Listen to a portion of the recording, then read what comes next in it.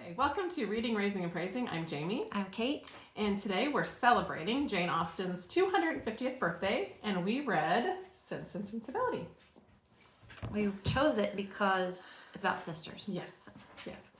It's a good one. Okay, so first, I have a Christmas gift that very much goes with this theme of today's video, so I want her to open it first. And I've not seen it yet. No, so I'm very excited. It's going to be a surprise. Total surprise, on camera, live. I hate opening gifts in front of... Oh, please. Just in front of, like, what? Our four people Our that watch? our four watchers, yes. Oh my gosh. So it's a mug. Regency Finery Heat Transforming Mug. So they have, like, dresses on, and then when you put the water in, it changes. So cool. And it's like that. It's a Jane Austen. That's so cute. Yeah. I might have to try it. I was going to with say, the we need tea. to put something in it. Yeah. How cool. Where do you think I got this? Oh, the tea shop. Yes. I They had a whole Jane Austen section. Of course. Yes. They're And I so went through there. I'm like, I'm so excited about this. And I was telling them all about it. They thought I was a little cuckoo. Oh, wow. But I don't care. But look at that. Isn't it beautiful? And it's got little quotes like Pride and Prejudice and Emma. It doesn't have one from Sense and Sensibility on it. Peel film, do not machine wash. Well, shocker. Yeah. Sorry about that. Pull. But I think there is a film around it. Okay, Yeah. sorry. Here we go. Now we're unveiling it. So beautiful. So Pride and Prejudice, Yep. Emma, Northanger Abbey. And Pride and Pride and Prejudice. Prejudice. No, Oh. Sense and Sensibility. I know, and there's some good quotes in here. Once I looked up like famous quotes. There's not a ton about fashion in this one. Maybe they just chose the Yeah. fashionable I just ones. thought that was so cool. And she likes mugs. Can you tell behind us? The collection. That's so cute. Yes, I'm so excited.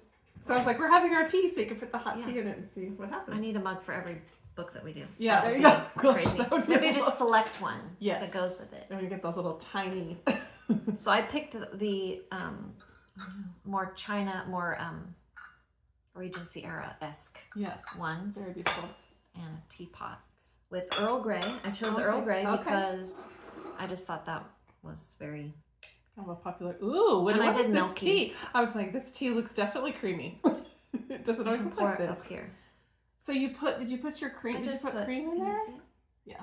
I put a Look at little that. sugar, a little, and just a little bit of cream. It's like a fog, Yeah. because that's what we call it when Eric does it at home. Fog. London fog is Yeah. like a Oh, I love a that. latte. It's like a Earl Grey latte, sort of. Mm-hmm. I guess we should try to I like see if that. this Yeah, works. let's see if it Is it works. okay that we didn't wash it? Yeah, I think it's okay for the first time. Let's see. Will it do it or just... How hot it has to be. I wonder how long you just have to leave it in there, maybe for a few minutes. What are they going to transition into? Well, it looked like they're like a different, like maybe an evening gown type, or like a, from daytime to... yeah, daytime to nighttime. Oh, they have the coat on, and then later they don't have the coat on. No, that was not doing it. Like this green one, we'll probably be able to see it because she's wearing a coat, and it'll be... Mine has to be hotter. Yeah, it might be. Okay, we'll come back to that. Yeah, but that's so fun. I'm Yay! I can see how it will come Yeah. apart. My dear friend made these pizzelles Ooh. cookies. Ooh, like So- waffles. I thought, they are gluten-free, so Oh, nice. orange and I was gonna say they both anise. smell orangey. You know that licorice flavor? Mm-hmm. Yeah. Okay. Thank you, friend. Yeah. All right.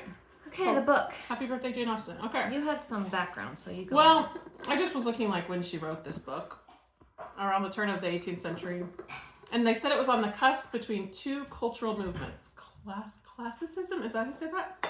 And romanticism. Okay. So we see a lot of the romanticism, but you see with the two characters when you think about Elinor and Marianne, Sense and Sensibility. Like I didn't really know like that until it talked about. But Elinor represents kind of that classicism, rationality, insight, balance.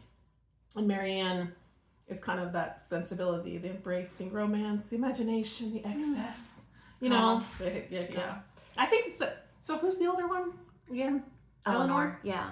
Whereas I think Marianne that and Margaret. I'm more of the Marianne.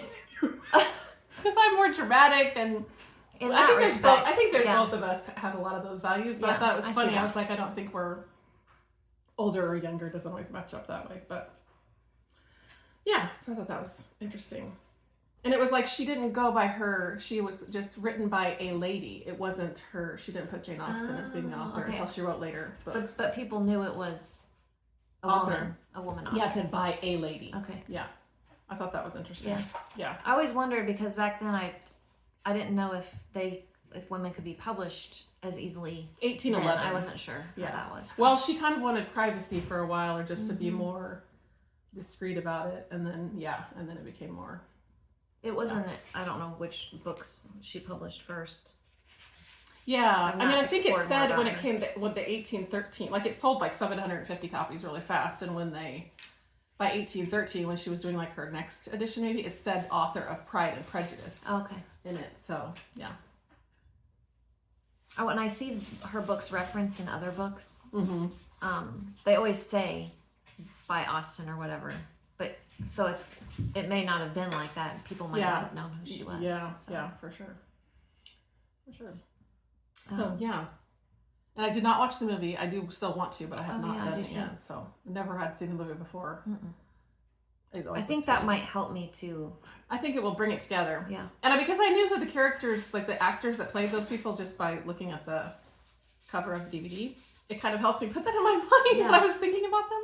Like Hugh Grant, you know. Oh, right.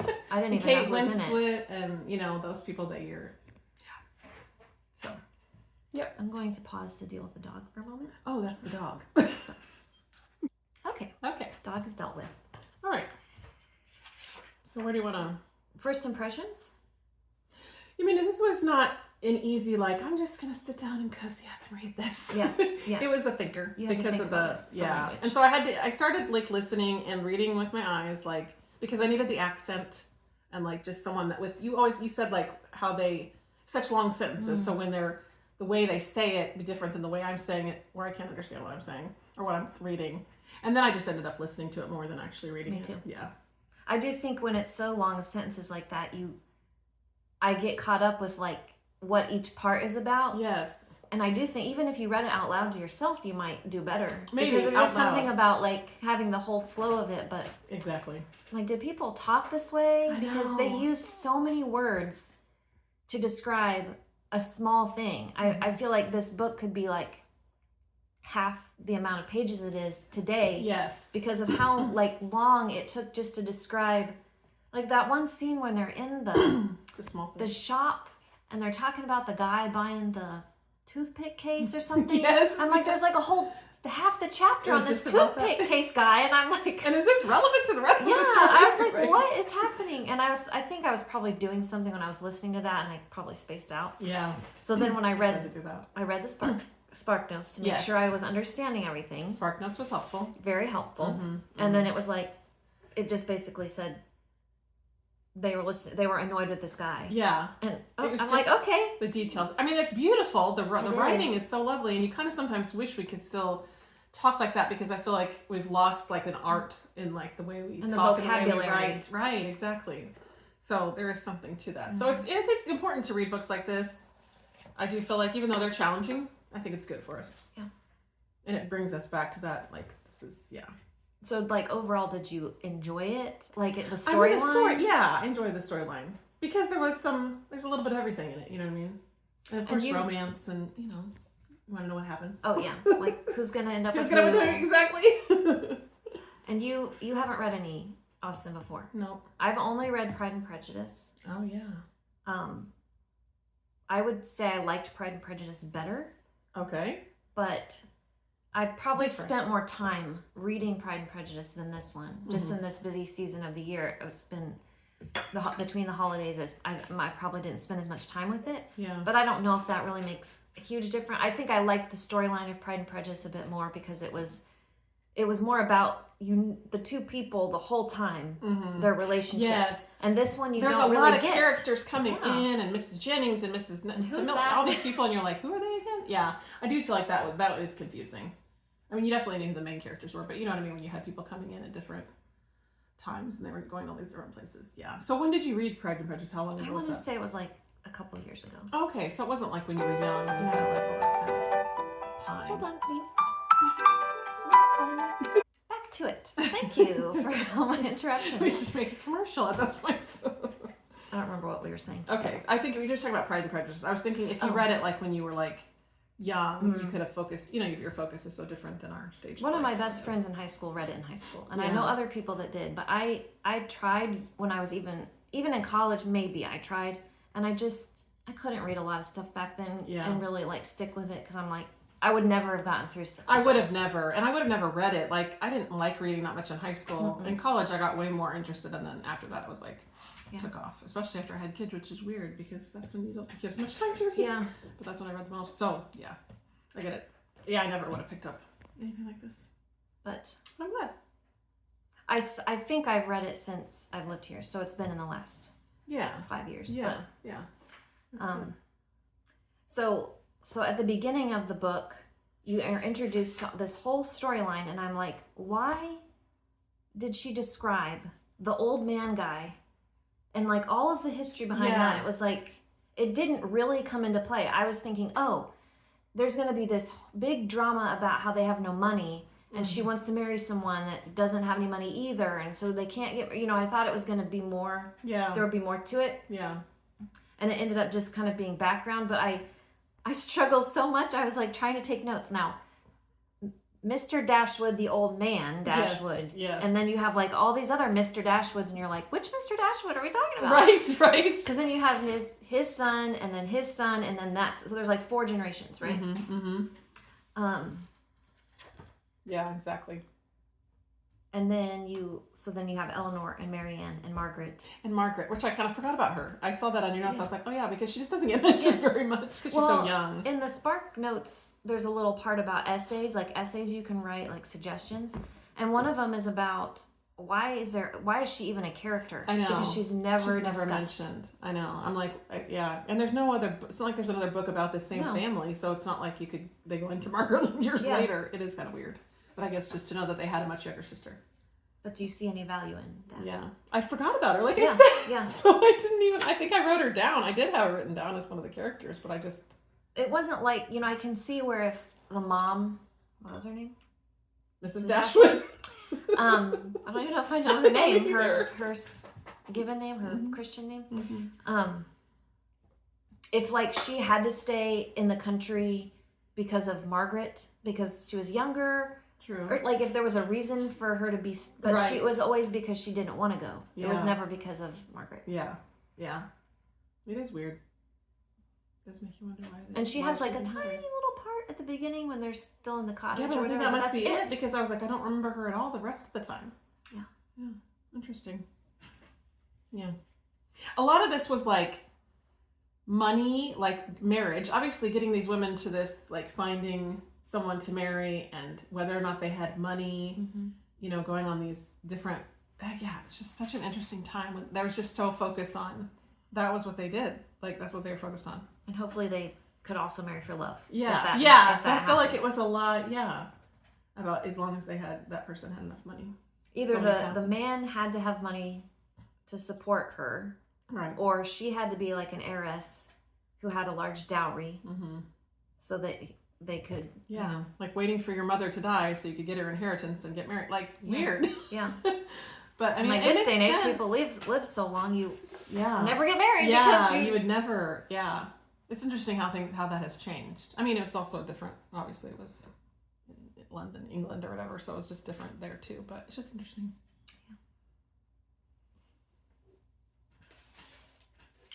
So that seems to be the kind of the goal is that they're.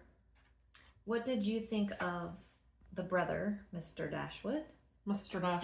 John Dashwood. John Dashwood, yeah. And Fanny. Fanny, his wife. She was a little much. I wrote Fanny is a Scrooge.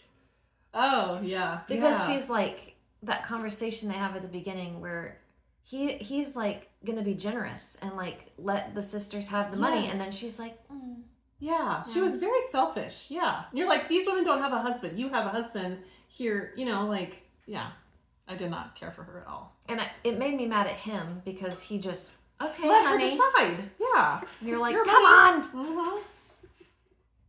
Be the good brother. Yeah, it was weird. I'm just going through, if you have something. No, keep going. That. I was just thinking of like so they get to the cottage. Barton Cottage. One family member Sir John. Yeah. I guess that's he's related somehow. Yeah, a cousin. Yeah, something. The mom, Mrs. Dashwood's cousin. Yeah. It's not. It's not him. It's not John Dashwood's. Anyway. Right. They're at the cottage. Mm-hmm. I like how they talk about taking walks. I mean, that's just what they did. There was nothing else. They just did handwork or and social things, did the social things, and took long walks. I'm like, man, they got their steps in. So they didn't do like housework because they had somebody that did that. Yeah. So but lower classes, obviously they were a higher class. They were like, I don't know, I would say the gentry. Yeah. They were like middle class, you think, or higher middle class? Well, I always think that you have like the servant class, and then you have like the merchant people that like owned businesses. Okay. Yeah. But then you had, because like even doctors were not like doctors today. Oh, you married a doctor? Wow. Yeah. But then it wasn't like that. Yeah. And then you had like the land owners. Yeah. Okay. That's a good. Right. And then the royalty. Mm-hmm, mm-hmm. Right. Yeah. So I would say that they were part of. They weren't, but she wasn't called lady or anything, so she wasn't. No, she wasn't like part of the. Yeah. No, they weren't. But they didn't own. They owned land, because John doesn't have a job. Right. He just owns the land and runs the property. Right. Okay. I don't know. It's just interesting, when you're that state, you just don't. You don't take care of anything, so you basically just. Yeah. Oh, a free life. Unless you want to do something, you just have a desire to go, or you're a younger son and you don't inherit the property, so you go and get a job or. Right. It's very interesting. Military. Yeah. So they're out walking, and Marianne, she falls, and then Willoughby comes and like rescues her, and I was like, oh, that's a meet cute, isn't it? Yeah. Yes. Exactly. Like this whole twist her ankle. And then they kind of chat. They both love music and dancing and the same authors, and he visits her every day. Yeah, kind of turns into this love. Yeah.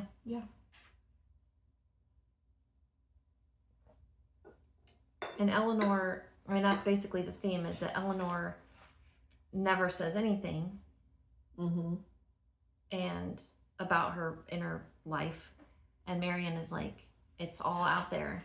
So I feel like that's kind of reserved, and then I'm just gonna tell everyone. Yeah. I love, Willoughby's the greatest. I do all this, and she wasn't shy about anything. Where like I didn't even know if Elinor really cared about any of the men that were discussed, because you're like, she never even let on.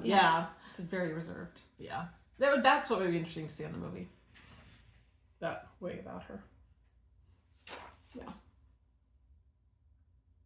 But there's also Colonel Brandon in that beginning part. So there's Colonel Brandon and Willoughby, who kind of both seem attracted to Marianne. Yeah, and Colonel Brandon is Fanny's brother. Yes. That was really so confusing. Yeah, I was getting confused. And more towards the end, when there was all this stuff coming out, I was like, what? Yeah. Can't always follow it all. Because then there were other men. Yeah. Or like other ones involved. So... Yeah, that's confusing. But they're important people. Colonel Brandon and Willoughby are very important people. Yeah. So when they're at the Spartan cottage, they get invited to all these private balls. It's like that's what they're all the social things. Ways to meet people, ways to just be in society, I guess. There's this random quote about Marianne. We're talking about her. Elinor says this. Nor do I think it a part of Marianne's character. I should hardly call her a lively girl. She is very earnest, very eager in all she does, sometimes talks a great deal, and always with animation, but she is not often really merry. So she's not necessarily... She's animated and talks, but she's not necessarily like happy cheery. Inside? Yeah. Or... Which is interesting to think about, because you don't think about someone being like that and not having some kind of spirit. It's kind of like she's just putting on a front or something, or I don't know. I just thought that was interesting. That is interesting. She was saying that about her. Yeah. So. Hardly call her lively. Very eager in all she does. So it's like interesting. There's a point when they go to Barton Park, which is the home of the Sir John. Yes, Sir John, the one that What's his wife's name? Is that Lady Middleton? Because Mrs. Jennings is Lady Middleton's mother. Okay, so yeah, Lady Middleton must be. And she's cold and reserved. Lady Middleton. Don't remember much about her. Mrs. Jennings stands out big time. But Colonel Brandon's not her brother. It's okay. Because they're related. Yeah, everybody at first is related. Anyway, so I'm sorry. This is sad that we're like at the end of the book and we don't. I know, it's a lot. I feel like if we read it again or watch the movie, I feel like that would help. Yeah, we probably should. Yeah. They're at Barton Park, and there's this scene with the kids, and there's this whole paragraph about the child throws it, the little girl throws it fit. The little girl's like quiet the whole time until she like bumps her head, and then everyone's like trying to soothe her. I don't know. It was just interesting. Yeah, it was funny to me. I vaguely remember that. Yeah, it's one of those parts where you're like, this is but what is this giving to the rest of it? Yeah, you're just like, this was just like a random scene. Yeah, just for fun. Yeah, which still makes it interesting. Oh, this is random. This isn't the right quote. I started taking pictures of the stuff because I didn't want to type it. Yeah, I get you. They start pacifying that kid with like lavender water on her bruised temple, and it was just those sisters are there. I think at that time. Yeah, the sisters' names. Oh, those two girls. Yeah. What are they? Yes. Oh, gosh. They're bit Lucy and Lucy Steele. The Miss Steeles. Anne and Lucy Steele. Yeah. I think they're there too, and they kind of like indulge the children at one point and like kind of make them whatever, and then I don't know. It's just funny because I don't think about kids at that time. I feel like they were very quiet and not like, seen, structured. Yeah, exactly. Yeah. Not heard and seen. Yeah, I feel like, Yeah, Anne and Lucy. So that must have been further into... Yeah, there's a lot. A lot of important Do you think that Miss Steele... I'm probably jumping ahead. I'm just going to throw it out there. It's fine. Lucy, when she talks to Elinor about being in love with... Edward. So Elinor was in love with Edward before they even left home. Yes. And then Lucy Edward's comes not and the says, brother. Edward is the brother of Fanny. Right, you're right. Yes, that makes way more sense. And Colonel Brandon isn't related. No, but I feel he like just lives nearby. He lives nearby because they were to the cottage. He lives nearby. Yes. He lives at that. What is it called? Yeah, Delaford or whatever. What was I saying about the Lucy? Yes, she starts talking about Edward and like confides in Elinor, and I'm like, her of all people. Does she know that like there's something, or does she just she's just trying to scheme? They never say that, but I'm always wondering like, why did you choose Elinor out of everyone when you barely told your sister about your? Probably because Elinor's so quiet, she just assumed. She just needed to tell somebody. Yeah. I mean, it does say that. I just needed to tell someone. And she's been secretly engaged for 4 years to Edward. So when Edward was obviously interested in Elinor, he's supposed to be engaged to this girl. Yeah. And she says that he wears a ring with a lock of her hair. And Margaret lies about it. Margaret is the one who said, Margaret said that. Little Margaret tells Elinor that she saw Willoughby cut off a lock of Marianne's hair. Like, that's a sign of engagement. Yeah. Weird. Yeah. Why can't we just do a ring? Yeah. Instead of a lock of hair. It's like personal. Yeah. But I guess it's just more of a symbol. Yeah. The dog nose poking up from under the table here. And again, it's only about pounds. Lucy tells that Edward only has 2,000 pounds. It would be madness for her to marry him. They must wait for his inheritance. So it's like he's waiting for his mother to die to get the money. Yeah. To be able to support. I mean, 2,000 pounds. I bet back then that must have been a lot. Not much these days, but can't live on that. It turns out that Colonel Brandon basically hires Edward as a pastor of a church. Something like that. Delaford, because that's where he's going. He's setting up a place for him to live there. Yeah. Pastor. I didn't think about that part. Yeah. Because he says the man of the cloth or whatever. Yeah, that's right. Yeah. Because he wanted to go and do that, but his family was like, no, you need to become like a political person or something. Yeah. And he's like, that was not his goal. He didn't want to be a man of business or something. Yeah.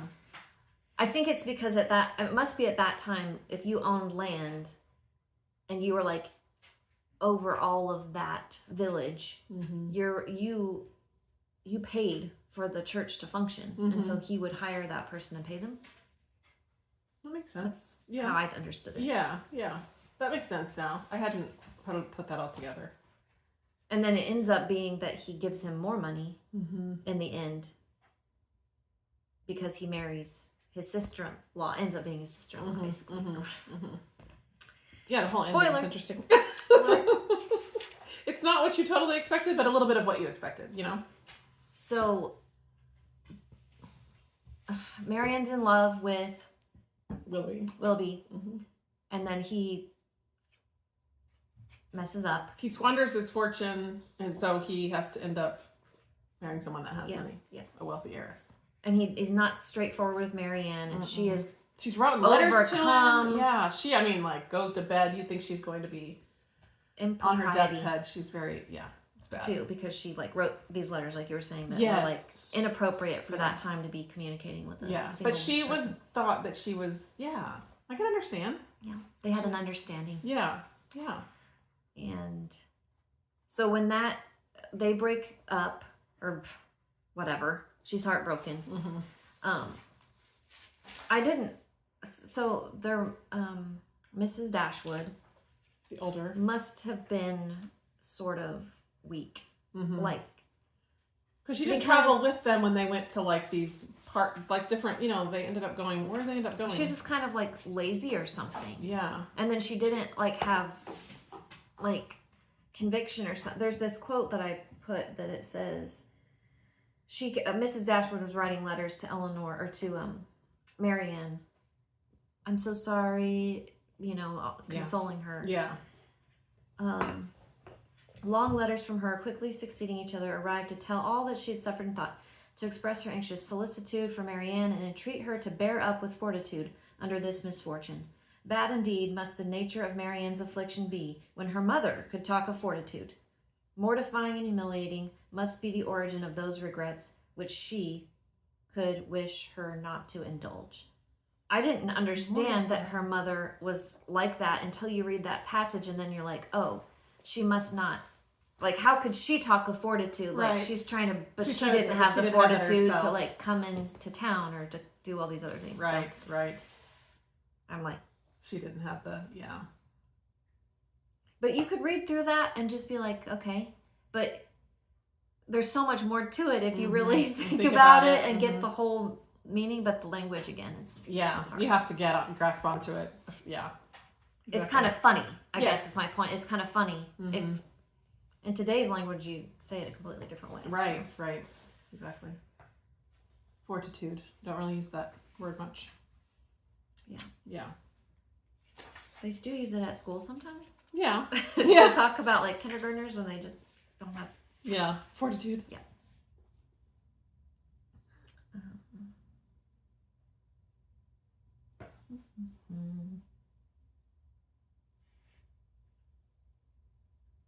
They kept using that word censure, and I didn't really know what it meant, but I think I've come to understand that it's judgmental or something, I don't know, anyway. Censure. Yeah.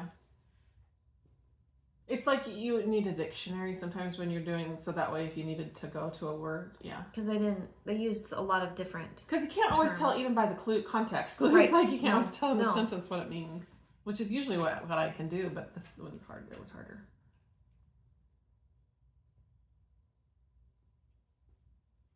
Fancy them.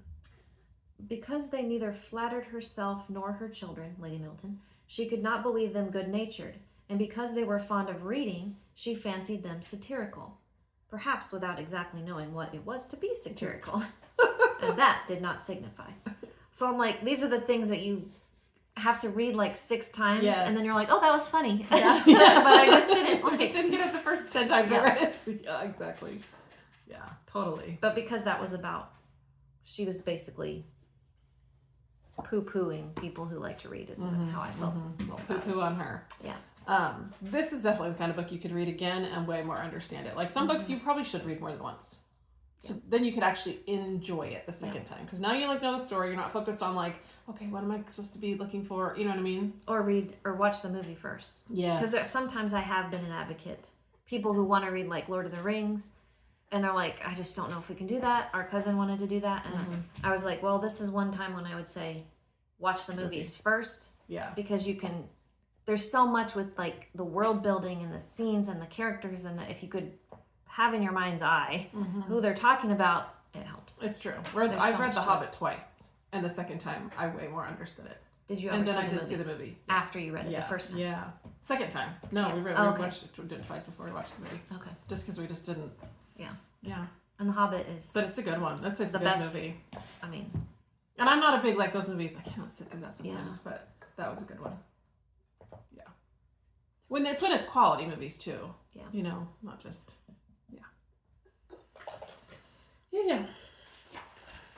The mug never I know, did the thing, really but I hot. think it does need to be hot because I had made this tea before. We just need to make it. I think it just needs to maybe even just put some hot water in it to see what it looks like. Maybe I'll pause at the end and we'll like go do a quick switcheroo. Yeah. So I mean, yeah. I had any quotes written that were really. If I would have taken the time to write down more stuff, but. Yeah, it was hard. I just looked up some quotes because I was like, I wasn't reading them up with my eyes to really. This one, listen I mean, to think. I don't know if that's backwards on the. What does it say? It's this one. To wish. Oh, I wrote it down. To wish was to hope, and to hope was to expect. So. Hope is the expect. Like that's from the Bible. Yeah. The whole thing about the novel itself. Which I wrote this down because I thought this was just a reminder of what's the most important attachment. So in a lot of it, they're trying to find attachments in their partner for life, their husband or who they're going to marry. It's not between man and woman, but between the two sisters. Oh, yeah. You know, they live side by side with their husbands in the end. So it's like, and then they've always shared this, like, she was sensitive, you know, she was more the sense, she was more the sensibility, that, you know what I mean? They've supported each other and all that, and then they get their happy ending and they get to be still live together by each other. One of the Sparks Notes things said that people often say that this book is the saddest ending. Do you think it ends sad? No, I mean, it's a happy ending. Don't you think? They're married, they're living by each other. How's that sad? I don't know if it's because she Willoughby breaks her heart and then it's like she just kind of settles. Yeah. But like for a good man. Yeah. Don't you think? I think so. Yeah. Colonel Brandon. Yeah. She's Colonel Brandon, right? Yes. I think Elinor that marries Edward. I think Elinor gets the love match. Yes. And Marianne kind of. Which is kind of tricky because Marianne's more of the romantic. And she wanted the romance. Yeah. So they're kind of. I'm just coming together like right now. Yes. You're right. But they kind of get the opposite of what they are known for. Maybe. Yeah. I don't know that it's sad. I don't think that she feels sad, but it doesn't indicate in the book, as far as I can tell, that Marianne's like sad. Yeah, I think I think in the end she had a husband and her sister, right? Like, I don't know. I think that's a good ending to me. Yeah. So yeah. I didn't really think it was, I mean, I get she was sad about Willoughby, but in the end I felt like that was better for her to. It was not more be of with like an someone infatuation. Like yeah. And he was kind of like he helped her fall. Like, how else would they have, you know, I don't know. Like that whole Florence Nightingale, you know, when you fall in love with someone that helps you if you got hurt or something, you know. And it was kind of her first love. Yeah. I think. Yeah. So that is always the most heartbreaking is the first. But once she'd get past that and been married to this man forever, you're good. And you live with your sister and like all this. How much better can you exactly. It's beautiful. It's beautiful. Yeah. Yeah, that was good. I don't know, was there something else? I mean, the other famous quote is from Edward when he says, "I come here with no expectations, only to profess now that I am at liberty to do so, that my heart will always be yours." He really did, you know, care for Elinor, even though he had that Lucy issue. I think it was not, It's kind of like they fell in love young. Mm-hmm. And then he just, you know, probably wanted to at the beginning marry her, but then as time went on, it was like, this isn't really. Yeah. This was like a young. Yeah. Young love, not out of wisdom and, But yeah, back then, obviously, you said like it was just different. It wasn't always necessarily love that could bring you together, but you hope that love, came about. Right. Because, I mean, the girls and I were just talking last night about love as it's a verb, Mm-hmm. and choice. in our devotional, just, that it's not feelings. Right. It's not all that romantic stuff. It's, at the end of the day, it's because that stuff doesn't how you last. serve. Right. Because that romantic stuff, does not last forever. You can still do that, but it's not like every day. Oh, no. Yeah. Yeah. Wears off eventually. Yeah. Love you, but go do this, and I'm going to go do this, and we're just going to do, you know what I mean? Yeah. It's just the way it is. And that's okay. It's okay. I don't think I have anything else. I don't think I do either. So, how many stars? Yeah, I was thinking, for sure at least 3. So I see you said like 3.5. That's what I was thinking. I wasn't quite ready to go to the 4, but because 4 is like I love it. I love it, yeah. And but I 3 did is like it. I liked the story. I think I could definitely, read it again, especially if I watched the movie. I think I could, it would just because it is beautiful writing, and you just gotta understand it better. Yeah. If I put it up against Pride and Prejudice, it would be just a 3. Yeah. Whereas I feel like Pride and Prejudice for me probably would have been more like a 3.5 or a 4. Okay. I don't know. It's been a while. Yeah. I remember that I liked it, and I would think You I was got just through proud it. that I got through Yeah. it, and that I understood it, Exactly. and that I did think there were some funny parts, and there were some like romantic parts, and I felt like that was Yeah. Oh, that's good. Yeah. Yeah. The fact that you got through it was, it's huge. We did this, and it's huge. Go us. Alrighty. All right. We're good. Okay. Keep on reading, raising, and praising. Okay, sorry, we are actually back because I was gonna. I think this coat is coming off a little bit. You can see where the coat was. Mm-hmm. I know it's more of that. Oh, and this one. This one is. Oh, this one is, yeah. Yeah, look at the pink lady. But She because doesn't she have a coat. started out more like With the coat. the coat. Yeah. See? Yeah. That's great. See? This was steaming water. As hot as I could get from the sink. mhm. So now you can keep reading, raising, and praising. Yes.